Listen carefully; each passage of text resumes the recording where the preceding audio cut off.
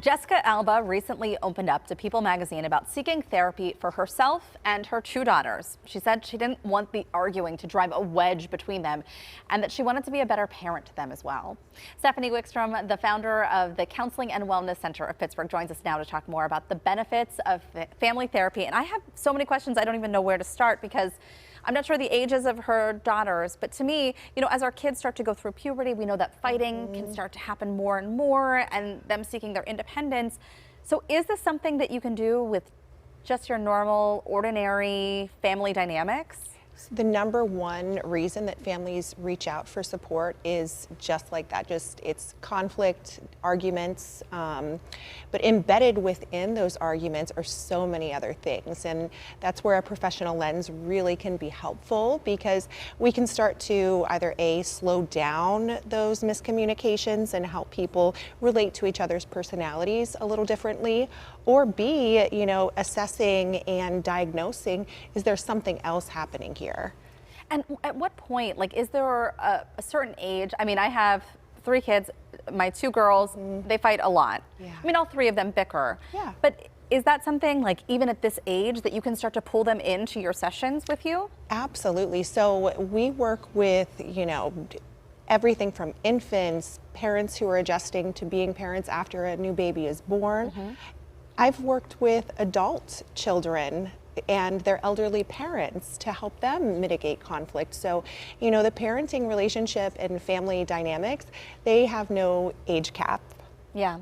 I do think that millennials, many of whom are raising kids right now and in the thick of it, were brought up with this, a different relationship with therapy. And we've accepted it in a much different way than maybe our parents did.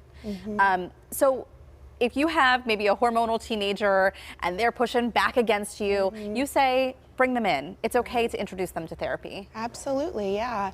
So, is sometimes a third party can be a sounding board, a safe sounding board for the child to start to open up and, understand maybe how those hormones are impacting things. But often through the therapeutic process, an example might be maybe we have a child who is slow to get ready for school, right? And we're figuring out why is this happening? And so mom and dad are bringing this kiddo in to talk about, their timeliness, but maybe we start to uncover, is that child being bullied at school? Are they a perfectionist? Are they struggling with, their academic performance and they don't want to open up about that? There can just be so many other things happening, and it really is that assessment and diagnosis process that mental health professionals can add that changes the way that those conversations happen. And again, any age for kids to start to try this.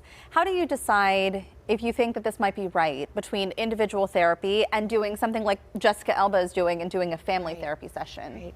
So every child therapist will tell you that child therapy is also family therapy. So when you're working in the pediatric populations, it's really important to engage the whole family system. You also might look at what sort of transitions are happening in the family. If you're like me, maybe you're a family going through divorce or separation, that could be a good time to get support. If there has been grief or loss in the family, definitely a good time to do that.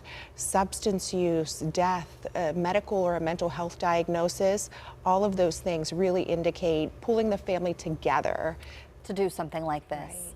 And how do you approach the subject with your child? Because, up until now, we see the doctor for a well visit and if something's wrong. Yeah. So how do we approach this with our kids to let them know, there's nothing wrong with you? Sometimes it's just good to be able to talk to somebody. Yeah, so starting with that need, right? I need to, work through things a little bit better with you. I'm noticing the conflict and it makes me sad and I really want to get things right.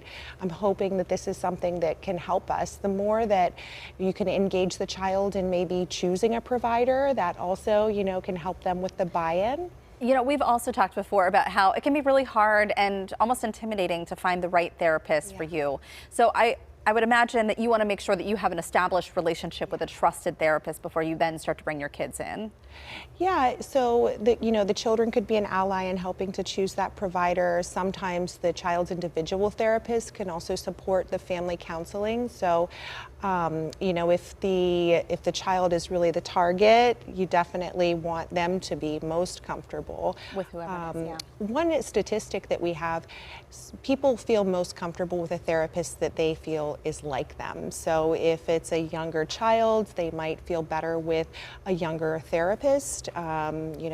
Race, gender, all of those things help Kind of to play into it. Yeah. Really good stuff. Thank you so much, Stephanie. It's always great to see you. And if you're interested in checking out family therapy at the Counseling and Wellness Center of Pittsburgh, we're going to have more information on our website, kdka.com/talkpittsburgh.